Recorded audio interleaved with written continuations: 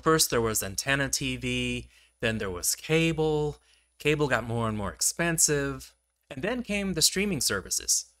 And then came the cable cutters. Streaming services started getting as expensive as cable. And now there are cable cutters.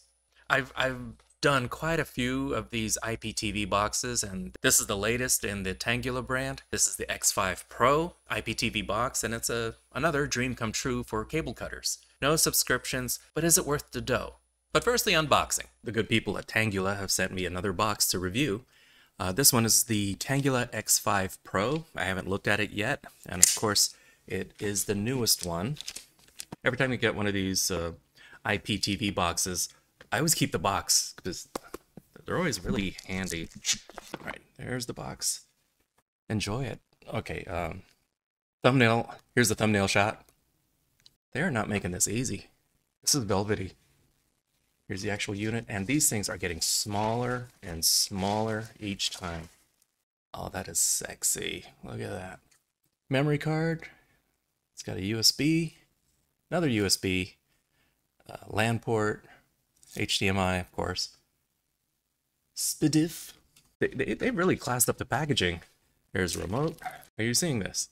There's a second remote. It comes with a separate voice remote.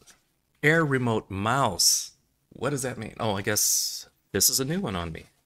Also, it's a nice looking remote. And this has to be corded. Yeah, power adapter, HDMI cord, and a little antenna that goes in the back. Remember when cell phones had antennas that weren't hooked up to anything? They were just there to make the consumer feel better? Because I think the first Tanggula box I got had 2 antennas. Now they're down to 1. So are they cheaping out, or are they slowly phasing them out because they don't really do anything, you know? Know what I'm saying? No batteries. It didn't come with batteries. Oh. Okay, unboxing's out of the way. How is setup?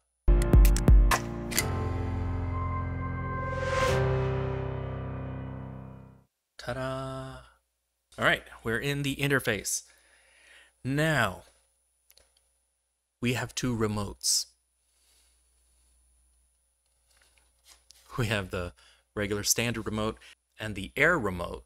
And this also has the voice search, not in the regular remote. Wondering why they weren't combined into a singular remote. Anyway, the setup was easy. There's no wizard.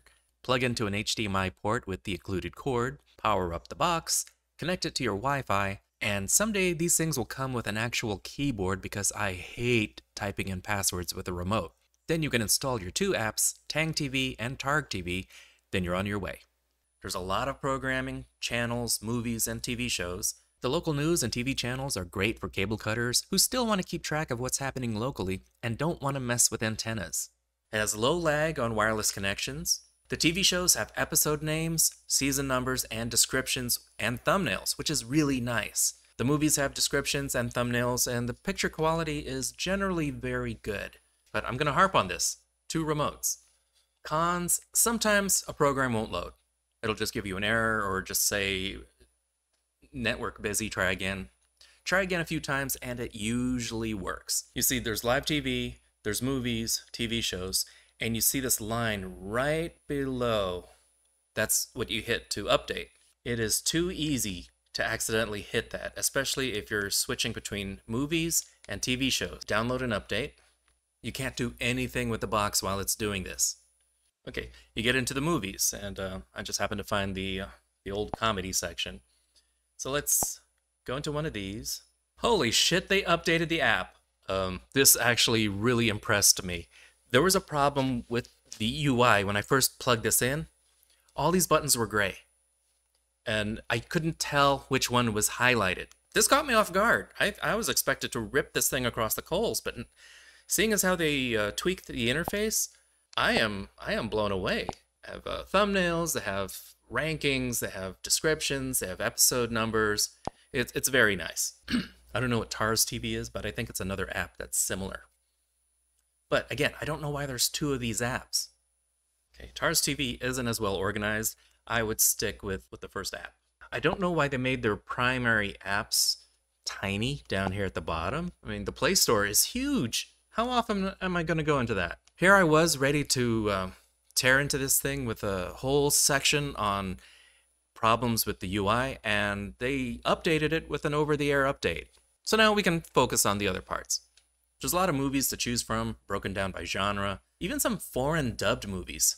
Initially, the X5 Pro was going to be 3 Bs, but since they fixed the interface, I'm bringing it up to 4. Once you get your movie or show up, it works great. The picture and sound is good, streaming is steady. Navigation is still kind of the weak link. You can get by with one remote, but you lose the voice feature and the mouse feature.